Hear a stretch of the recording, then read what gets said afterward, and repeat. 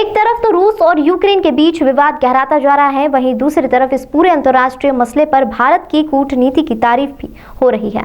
यूरोपीय देशों के बीच जारी युद्ध के बीच भारत की कुशल रणनीति पर व्याख्यान का आयोजन किया गया। व्याख्यान के दौरान डॉक्टर आयुषी देशमुख ने अपने विचार व्यक्त किए। रूस और यूक्रेन के बीच का विवाद क्या तीसरे विश्व युद्ध की आहट है? ऐसे में भारत क्या इन हालातों के बीच अपनी कूटनीति में सफल साबित हो पाया है? ऐसे ही सवालों के जवाब के लिए इंदौर में व्याख्यान आयोजित किया गया। व्याख्यान में जानी मानी विचारक डॉक्टर आयुषी देशमुख ने अपने विचार व्यक्त किए। इस दौरान डॉक्टर आयुषी देशमुख ने कहा कि रूस, अमेरिका, यूक्रेन के साथ ही चीन जैसे देशों के बीच भारत ने अपनी कुशल रणनीति से साबित कर दिया है कि अंतर्राष्ट्रीय राजनीति में भारत को हल्के में नहीं लिया जा सकता। उन्होंने कहा कि यूरोपीय देशों के बीच के हालातों में भारत ने अपनी कुशल कूटनीति का परिचय दिया है। चल रहा है, इसमें क्यों ऐसा हुआ या क्यों ये होने की, क्योंकि सबको थोड़ा बहुत जितना जिसको पता होगा मालूम ही होगा कि नाटो से संबंधित होने के लिए कि रूस कभी नहीं चाहता कि यूक्रेन नाटो का सदस्य बने, और एजुकेटेड हब होने की वजह से रूस ये चाहता है कि आपका जो काम है वो आप आराम से करिए, लेकिन नाटो के सदस्य बनने से आप मेरे सामने आके, मेरे प्रतिनिधि आकर खड़े हो जाएं, ऐसा वह कभी नहीं चाहता था। इसी वजह से यही कारण रहा कि कहीं ना कहीं रूस के मन में यह प्रतिद्वंद बनता गया कि ऐसा नहीं हो ये कभी सशक्त बन जाए और इसके सैनिक आकर मेरे सामने खड़े हो जाएं। और आज 123 राष्ट्र भारत के सामने, माननीय मोदी जी के सामने खड़े होकर यह बोलते हैं कि आप मध्यस्थता करें। यूक्रेन के राष्ट्रपति, रूस के राष्ट्रपति, अमेरिका के राष्ट्रपति एवं अन्य देशों के राष्ट्रपतियों की नजरें भारत पर टिकी हुई हैं कि मध्यस्थता कैसे की जाए। और चूंकि वह हुआ भी, अगर मैं कल की बात करूं, कल शाम की अगर मैं बात करूं, तो काफी समय चर्चा हुई, बातचीत हुई।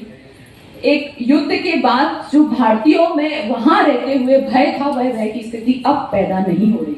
अब वह स्थिति ऐसी नहीं है कि वे लोग उस भय में रहें, क्योंकि वहां यह आश्वासन दिया गया, आज भी भारत में यह आश्वासन दिया गया कि कोई भी व्यक्ति भारतीय है और वह यूक्रेन में है या रूस, तो वह अगर सिर्फ भारत का झंडा लेकर खड़ा हो जाएगा तो हम उस पर आक्रमण नहीं करेंगे। तो यह हमारी बहुत बड़ी सुरक्षा है। रशिया और यूक्रेन के अंदर जो युद्ध हो रहा है, उसके परिणति में एक विश्व युद्ध का माहौल खड़ा हुआ है।